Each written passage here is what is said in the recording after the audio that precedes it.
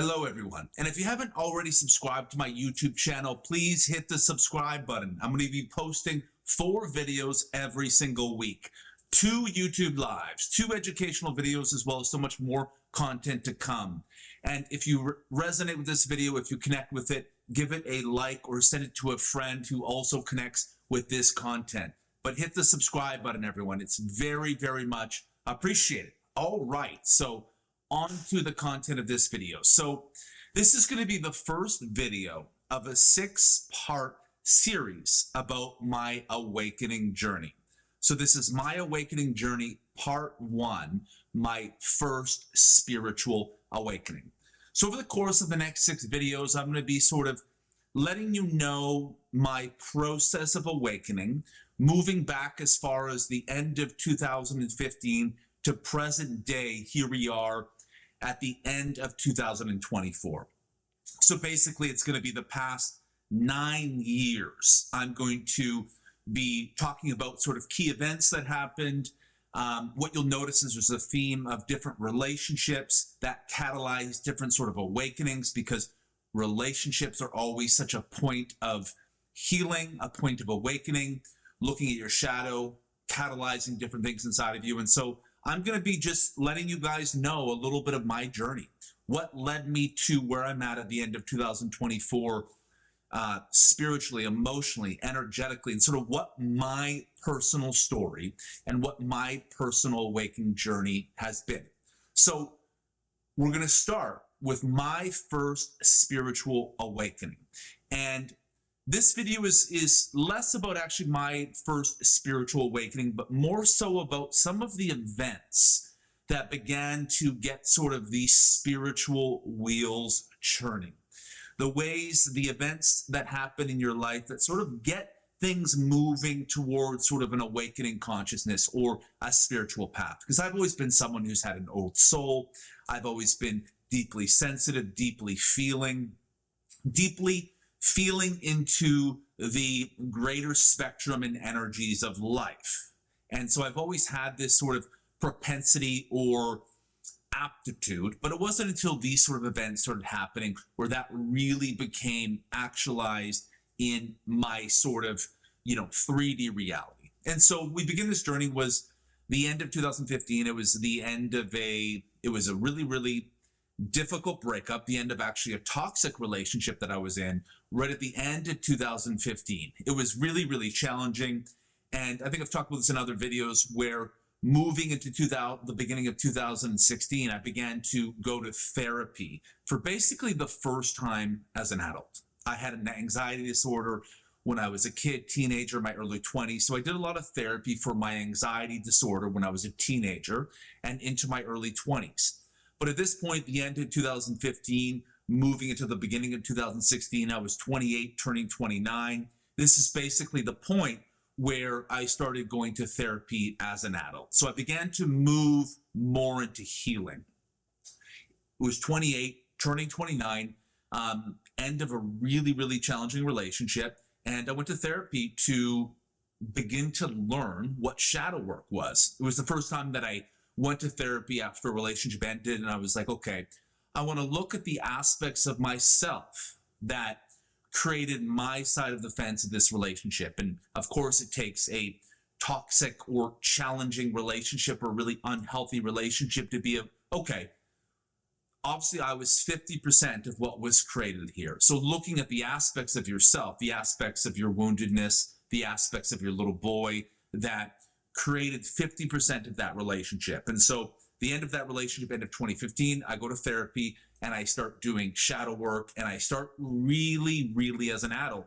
Not until I was 28, 29, which is why it always blows my fucking mind when people are like 24, 25, 26 and killing it in this space, because I didn't even start to go to therapy as an adult, let alone build sort of a spiritual self-development business until I was 28, basically turning 29. And so this is kind of the moment. This is kind of the conjunction point of my story where it really started to begin, albeit that it took a few years moving on for things to really develop and transpire before I became a coach and actually moved into the self-development industry. This is the point it began. The end of 2015, moving into 2016. Toxic relationship ends. I go to therapy. I start working on myself. And about 7-8 months after this toxic relationship ends, and I've been doing rigorous amounts of therapy, really looking at myself, the first time that I ever learned what fucking shadow work was, trying to, like, what does it mean to look at my shadow, to look at the difficult aspects of myself, my woundedness, the parts of my personality, the parts of my psyche and consciousness that I had disowned. So I go down this process for 7-8 months. And something that I will bring you into, which was a challenging thing, one of the greatest challenges for me in relationships in the past, was speaking my truth. And so the biggest aspect of my shadow with this relationship at the end of 2015 was speaking my truth, was being able to honor what my truth was. I come from an imprint of a people pleaser, mother wound, all these different things where I'd move into a relationship and I would concede and contract my truth, not out of manipulation, but out of just woundedness, out of moving into sort of these attachment ruptures and blendedness with my little boy. Then when it moved into a relationship, I lost my power to speak my truth. A big sort of attachment, trauma and wiring, and moved into a relationship. I couldn't be direct. I couldn't be honest. And so that was the biggest thing that I took out of this relationship in 2015, which has been an endless journey for me of learning to speak my truth in relationships, learning to be really, really fucking direct, right? Coming from people pleasing, nice guy syndrome. That's kind of the origin of where it began for me, being this really deeply emotional, deeply sensitive guy that struggled to speak his truth, struggled to be direct. And when you move into a relationship, coming from a mother wound, that you're going to do everything you can to kind of contract and concede and to not ruffle any feathers because you have difficulty with speaking your truth. So that's what I had to begin to sort of look at through sort of that therapy process. And again, it's been an endless process. It happened in other relationships after this. This wasn't the only one, but this is where those wheels started getting turned for me. About 7-8 months later after this relationship, right, where in that relationship, that toxic relationship, a lot of shadow aspects of myself were revealed. And I kind of moved out of that relationship at the end of 2015 being like, am I a good person? Am I a bad person? And I kind of had that doubt and lack of assuredness about, my integrity as a person, who I was, how I was showing up. And so there was a lot of these darker sort of questions surrounding it, right? Again, with how I showed up, it wasn't out of being malicious or being bad. It was out of just woundedness. It was out of being a people pleaser, right? And what happens with being a people pleaser is oftentimes I don't want to say become an asshole, but we become someone who can't be trusted, not out of maliciousness or manipulation, but just out of fear, out of woundedness, out of doubt and insecurity within ourselves, an inability to be really, really direct, right? And so I had all these questions that I was asking myself, like, am I a good person? Like, and I was really sort of internally questioning a lot of things, because obviously there was, a toxic relationship, which is two people create this situation. And so I was looking at my, like what aspects of me created this situation that was undesirable, that was really, really unhealthy. And it came down for me, the biggest thing about that relationship was that I was not able to speak my truth. Ultimately, what it came down to is I was actually not in love with this woman that I was with for about 1.5 years. And I wasn't in love with her, and I wasn't able to communicate that. I just went along, right? I went along with it. And this was just showcasing just how my little boy couldn't be direct. And so I had all these things inside of me. I was like, am I a bad person, right? Who am I? Had all these shadowy aspects of myself. And then about 8 months after this relationship, this is where I come from this relationship doing shadow work of like, Jamie, who the fuck are you? Am I a bad person? And then I met a woman, and she was a born-again Christian. She was a born again Christian, had the sweetest, most sensitive soul. And I met this woman, right? And this previous relationship, the toxic relationship, I said that it was this woman that I wasn't in love with, and I wasn't able to be honest about that. And so I kind of left that relationship being like, I want to know what love is. I want to be able to feel that. I don't even know if I can feel love. I don't even know, because I hadn't been in love with anyone since I was really, really young at this point in my journey. And I was like, I wonder like if that's even possible, right? And meanwhile, I didn't know my subconscious, my unconscious was sort of percolating these things. 7, 8 months later, I meet a born again Christian woman. And we went through this really sort of wild love affair for about 7, 8 months. And it was the whole thing. It was the first time I ever heard someone talk about God, right? I was 29 at this point, and coming out of the toxic relationship, doing the shadow work, doing all this therapy, looking at myself, questioning, am I a good person? And of course, I'm going to seek this sort of resolve in this born again Christian woman who talks about Jesus, that at that point in the journey, she was waiting for marriage to have sex, all these sort of different things. And I didn't know where my spirituality sort of landed at that point. I wasn't sure, but she started talking about God. And there would even be times where we would pray together. And obviously I wasn't fucking praying. I just was kind of there as she was praying.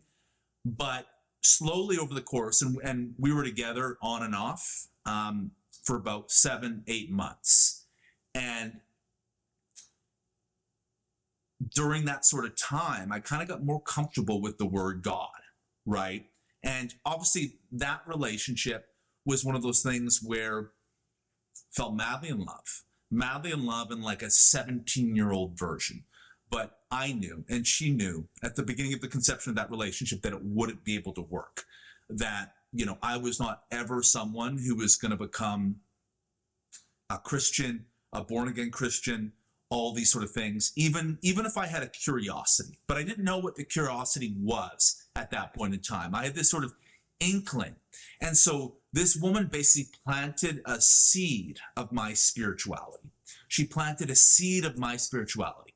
And it basically felt like I was in a triangular relationship where it was me, her, and Jesus. And, you know, a lot of comedy came out of this. I actually wrote a screenplay about our relationship called God and Us, which is basically a romantic comedy with exactly what our story was, but it was a love triangle with Jesus in the middle, which is basically what a Christian relationship was. And so there was a lot that came out of this creatively. I ended up making my first movie at the outset of our relationship, where I ended up winning a bunch of awards for the writing and the filmmaking. It was my first ever sort of short film, which kind of came at the end of our relationship. But this woman, she planted this seed of God. She planted this seed of spirituality, which I didn't know what it was. And I was like, well, am I supposed to become a Christian? Is this what that is? But there was something about the purity of her, the innocence of her, that I was drawn to. And obviously she had her own stuff. She had her own wounding. She was quite a traumatized woman, had her own stuff, which obviously we all have our own stuff. But there was a level of innocence and purity in her space that I was drawn to. And at that point in time, it kind of really made me question what I was pursuing, right? Because I was kind of in the presence of someone who had this sort of spiritual focus of something greater in their life. And I was like, this is really, really sort of interesting. And so this began summer of 2016, and it ended at the very end of 2016. So this relationship was summer of 2016 to the very end of 2016. And she basically planted this sort of embryo of God. And it was, you know, obviously it wasn't the be all to end all relationship, and it didn't end up working, but it really planted this idea where I'd gone from this relationship where it was so in shadow, questioning if I'm a good person, doing all this therapy, doing shadow work, and then all of a sudden it's like God planted this sort of born again Christian woman to get my wheels turning of like, spirituality. And what I basically learned through that relationship, even if I didn't know it consciously at the time, was I'm a crazy spiritual person. Like, I'm a very spiritual person, but it was basically like an untapped well at that point, where I'm like, I had this sort of yearning for something more, something deeper, but I didn't know what it looked like. And so it went from me going from this very shadowy relationship to this born again Christian woman who basically confirmed with me that I'm a good person. She could see all these different things in me, and I ended up writing a screenplay. Nothing happened with it, but I wrote a screenplay about that sort of journey of a guy struggling with his shadow and looking for some sort of confirmation from the universe that he wasn't a bad person. And then meeting this born again Christian woman who's very pure of heart, who's able to see the good in people to bring that out. And most importantly, it showed me what I was capable of feeling, right? Because going from that relationship where I wasn't in love with that person to going in this, to falling madly head over heels, and not a healthy way, in a very sort of little boy, little girl fantasy way, and just knowing how important relationships are to reveal certain aspects of the psyche, certain aspects of the shadow, to illuminate so that we can heal. But it really revealed what I was capable of feeling with someone. And so when in this mad sort of love affair with this born again Christian woman, I never ended up going to church, even though she asked me to go to church. But I got obsessed with worship music. I still love worship music to this day. Whenever I'm preparing to do like a YouTube live or like a channeled sermon, or whenever I'm writing, I'm often listening to worship music or instrumental worship music. And so she's the one who got me into worship music through sort of that time. And now a lot of the time I go for runs to worship music. So there were so many seeds that this woman planted. And I wish that I could thank her and see her today. I've actually tried looking her up before, just wanting to thank her, but to let her know that I'm a spiritual teacher now, not in obviously a Christian sense. And I knew I was not meant to be a Christian. I knew that, but going from that shadow to that born again Christian, it was so what I needed at that sort of inception point. And so many seeds were planted for my spirituality that is the first time I ever was around someone talking about God, someone talking about a higher power. And it began to sort of illuminate and percolate these questions like, what do I believe in? What's sort of my spirituality? What do I believe in as a higher power? And it, made me look at some of the things that I was pursuing in more of an entertainment space, because I was really in sort of the film comedy industry. And it made me look at some of those things I was pursuing and seeing them as a little more trivial, where there was this woman who had this belief in some sort of higher power and church and God. And it made me ask some greater questions. And that was part of what eventually led me to sort of moving out of the film and comedy space more into sort of the self-development, growth, healing, spiritual space, which came later. And this also really was the first inception point of my spiritual awakening. The actual spiritual awakening didn't come till a little bit later, which we'll eventually talk about as I sort of bring you more and more into my story. But the ending of that toxic relationship, the end of 2015, the ensuing therapy and shadow work, and this relationship with a woman of God, a born again Christian, a woman who had, submitted her life at that point to Jesus, was basically planting the seeds for what was to come in my life, which opening me up to a whole new world, opening me up to my spirituality and what I believed in. And now the point where like I talk about God, not in a Christian or a religious sort of context. This is as far back as 8 years ago when I had this relationship. And at different points of the relationship, we talked about God. We talked about Jesus.